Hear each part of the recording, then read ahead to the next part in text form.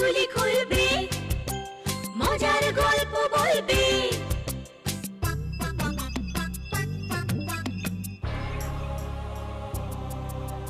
গা ছমছম কি হয় কি হয়, কখনো মজার কখনো বা ভয়। গা ছমছম কি হয় কি হয়, কখনো মজার কখনো বা ভয়।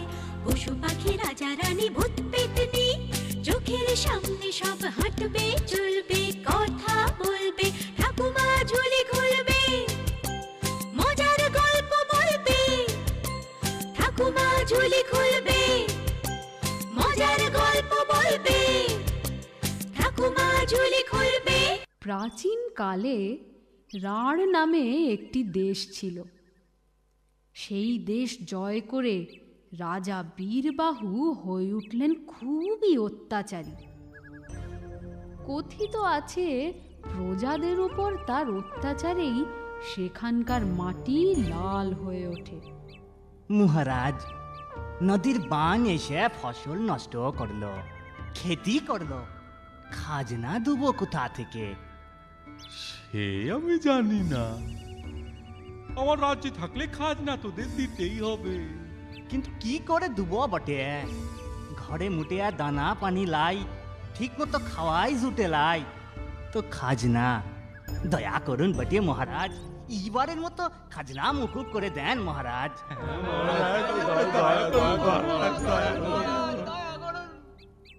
দয়া, মায়া, রাজা বীরবাহ করবে দয়া। সেনাপতি, হুকুম করুন মহারাজ। দূরে ওই সূর্যটা দেখছো? রক্তের মতো লাল হয়ে রয়েছে। হ্যাঁ মহারাজ, একটু পরেই রাতের অন্ধকার নেমে আসবে। সূর্য ডুবতে বসলো, কই আকাশে চাঁদ তো উঠলো না। তাই তো দেখছি মহারাজ। মূর্খ! আজকে যে অমাবস্যা তাও ভুলে গেলে? তুমি জানো না অন্ধকার আমার ভালো লাগে না। আগে জানি মহারাজ। জানো? হ্যাঁ, জানো তো হাঁ করে দাঁড়িয়ে আসো কেন? আগুন জ্বালিয়ে দাও সব বাড়িতে। আমি আলো চাই, আলো।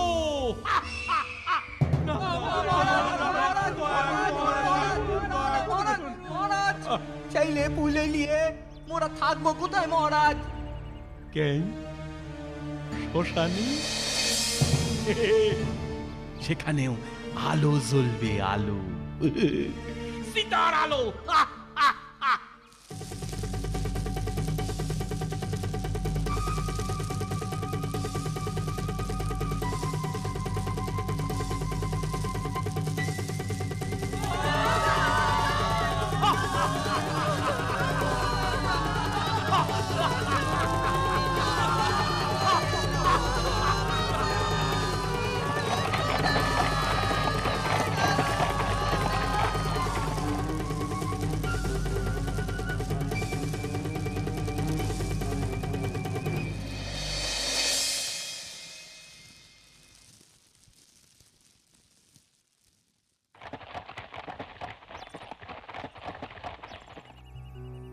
গুরুদেব, প্রজাদের উপর মহারাজের অত্যাচার ক্রমশ বেড়েই চলেছে।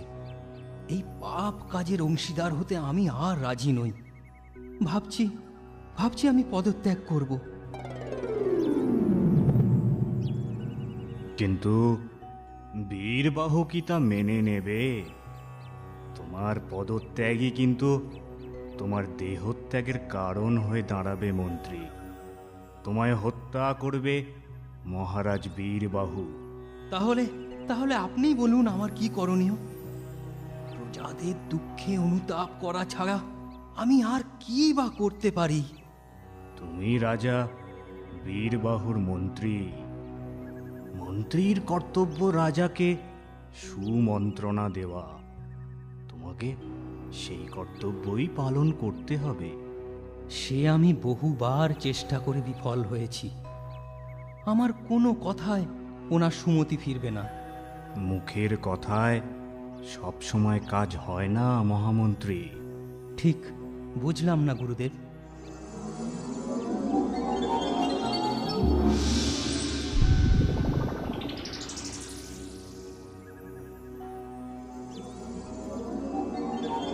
অভিজ্ঞতার মাধ্যমে মানুষ শিক্ষা লাভ করে, প্রকৃত জ্ঞানী হয়ে ওঠে।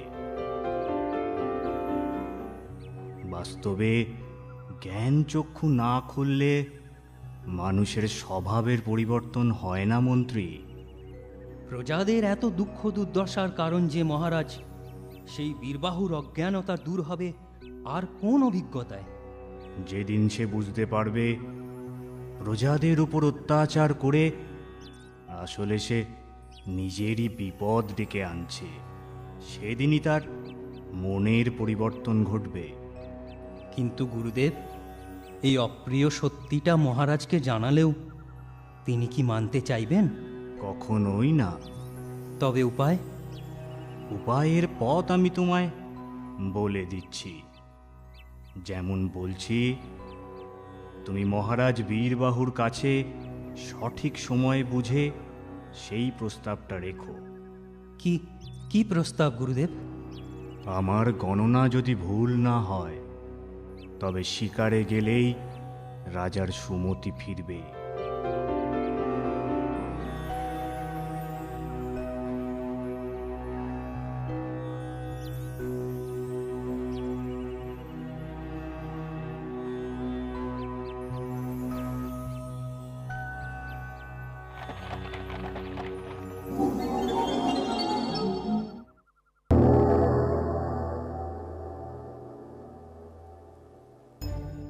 শিকারে যাব? এ তো উত্তম প্রস্তাব। আমি অনেক দিন ধরেই ভাবছিলাম, রাজকার্যে ব্যস্ত থাকায় এতদিন সম্ভব হয়নি। সব সময় রাজকার্যে ব্যস্ত থাকলে আপনার মন কি করে ভালো থাকবে মহারাজ? হক কথা। মাঝে মধ্যে নিজের জন্য একটু সময় রাখাও তো প্রয়োজন। একেবারে যথার্থ বলেছেন মন্ত্রী। তাহলে তাহলে সেই ব্যবস্থাই করুন।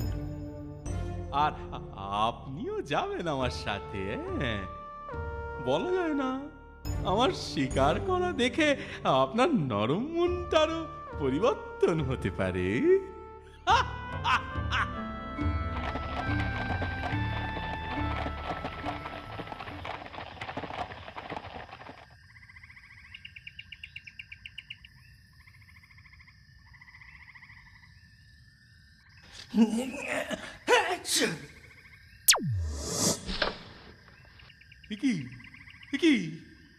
এটা কি হলো মন্ত্রী মশাই? ভুল হয়ে গেছে মহারাজ, আসলে আমার খুব ঠান্ডা লেগেছে। ফের যদি এরকম হয়, ঠান্ডার বদলে ডান্ডা লাগবে, নয়তো নাক কেটে নেব এক কোপে। আর হবে না মহারাজ। অপদার্থ।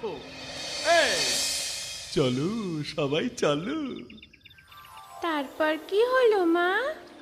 তারপর হরিণের ছোট্ট পুচকে বাচ্চাটা তিরিং বিরিং করে লাফিয়ে জঙ্গলে খেলায় মেতে থাকে। ওর মা ওকে কত ডাকে, আয় বাছা, চলে আয়, এক্ষুনি বাঘ আসবে। বাচ্চাটা তো মায়ের কথা শোনে না। তারপর হরিণের মা ও তার সাথীরা, মানে আর সব হরিণ, সে জায়গা ছেড়ে চলে যেতে থাকে। ওরে বাচ্চা, চলে আয় বলছি, আর দেরি করিস না। মা মা, তোমরা এগিয়ে যাও, আমি এক ছুট্টে তোমাদের ধরে ফেলবো। কথা শোন বাচ্চা, ছুটতে কাছে আয় না, আর তা না হলে এক্ষুনি ওই পথে বাঘ আসবে।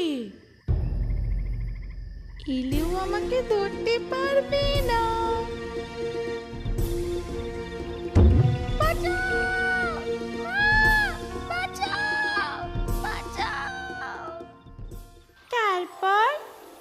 তারপর আর কি, সব শেষ। আমি কখনো তোমার কথার অবাধ্য হব না মা। হ্যাঁ, যে কথা শুনে চলে তার কখনো বিপদ হয় না। আর যদি বিপদ আসেও, তাকে উদ্ধার করতে সবাই পাশে ছুটে আসার সুযোগ পায়। আমার যদি বিপদ হয়, সবাই ছুটে আসবে? নিশ্চয়ই আসবে সোনা, চলো চলো এবার আকাশে উড়ে আকাশটাকে চিনতে শেখো। চলো মা। কি ব্যাপার? হ্যাঁ, কি ব্যাপারটা কি? একটাও পশুর দেখা নেই। হরিণটা পালিয়ে নিশ্চয়ই আমার আমার আগমনের খবর সবাইকে দিয়ে দিয়েছে। এসব কিছুর জন্য তাই আপনার ওই হাঁচি। কিন্তু মহারাজ, আমার মনে হয় অন্য কারণ। আর আর কি কারণ থাকতে পারে? জঙ্গলের পশুরাজ সিংহের অত্যাচারে আর সব পশু নিশ্চয়ই এ জঙ্গল ছেড়ে পালিয়েছে। এই এই এই, আপনি কি আমায় আবার আকার ইঙ্গিতে কিছু বলতে চাইছেন? না মহারাজ, না, আমি শুধু কার্যকারণ ব্যাখ্যা করার চেষ্টা করছিলাম মাত্র। ওই তো, ওই তো শিকার। বনের পশু না হোক আকাশের পাখি শিকার করব। কিন্তু মহারাজ, ওরা যে উচ্চতায় উড়ে চলেছে, আপনার ধনুকের তীর কি অত দূর পৌঁছতে পারবে? শোনো কথা, হ্যাঁ মন্ত্রী, মাথাটা একেবারে খারাপ হয়ে গেছে। ওদের আমার আমার তীরের আওতায় তাড়িয়ে নিয়ে আসবে আমার পোষা, আমার মিষ্টি আদরের বাজ পাখি। যা বাজ পাখি, বজ্রপাতের মতো ঝাঁপিয়ে পড়ো ওদের ওপর। দেখো মন্ত্রী, এইবার দেখো মজা। দেখছি মহারাজ, অধীর আগ্রহ নিয়েই দেখছি। দেখো দেখো মজা দেখো।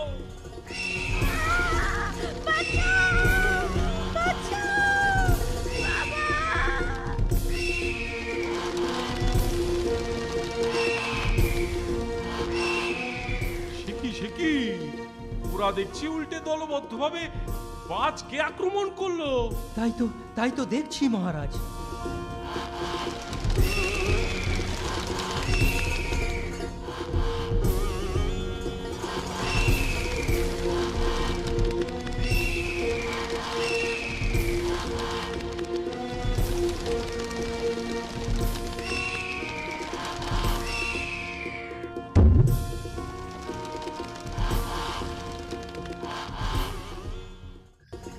ওই ওই দুব্বল বকের কাছে বাজ পাখিটা এভাবে হেনস্থা হলো। আশ্চর্য! ওই ওই দুব্বল বকেদের একতা আর প্রতিরোধ ক্ষমতা। আপনি অবাক হলেও মহারাজ, এ ঘটনা আমায় কিন্তু অবাক করেনি। হ্যাঁ, তাই নাকি? কেন? কারণ মহারাজ, এমনটাই তো হবার ছিল। অত্যাচারীর অত্যাচার যখন সীমা ছাড়ায়, তখন অতি দুর্বল প্রাণীও বিদ্রোহ করে ওঠে। তাদের একতা আর প্রচণ্ড রোষের কাছে হার মানে অত্যাচারীর শক্তি। বিদ্রোহ আর জনগণের জনরোষ, এসব কথার সাথে আপনি নিশ্চয়ই পরিচিত। এ দৃশ্য, এ ঘটনা তারই একটা ছোট্ট নমুনা মহারাজ। হ্যাঁ হ্যাঁ হ্যাঁ, আমার ভুল আমি বেশ বুঝতে পেরেছি মহামন্ত্রী। শিকারে এসে আমি শুধু আমার ভুলই স্বীকার করছি না, আপনার আর আমার সৈন্যের সামনে আকাশের সূর্যদেবকে সাক্ষী রেখে আমি প্রতিজ্ঞা করছি, আজ থেকে আমি সত্যিকারের রাজা হয়ে উঠব। যে রাজাকে প্রজারা ভয় করবে না, ভক্তি করবে, তার সামনে শ্রদ্ধায় মাথা নিচু করবে, তবেই না রাজা নামের সার্থকতা। মহামন্ত্রী, জয় মহারাজ বীরবাহুর জয়! জয় মহারাজ বীরবাহুর জয়! জয় মহারাজ বীরবাহুর জয়! জয় মহারাজ বীরবাহুর জয়! জয় মহারাজ বীরবাহুর জয়! জয় মহারাজ বীরবাহুর জয়!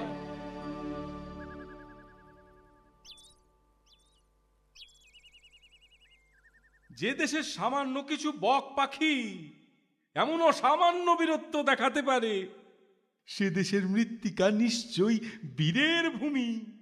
তাই আজ থেকে এই দেশের নাম বীরভূম বলেই পরিচিত হবে। জয় মহারাজ বীরবাহুর জয়, জয় আমাদের দেশ বীরভূমের জয়। তারপর মহারাজ তার কথা মতো কাজ করেন। সত্যিকারের প্রজাবৎসল হয়ে ওঠেন তিনি। রাঢ়ভূমির নতুন নাম হয় বীরভূম।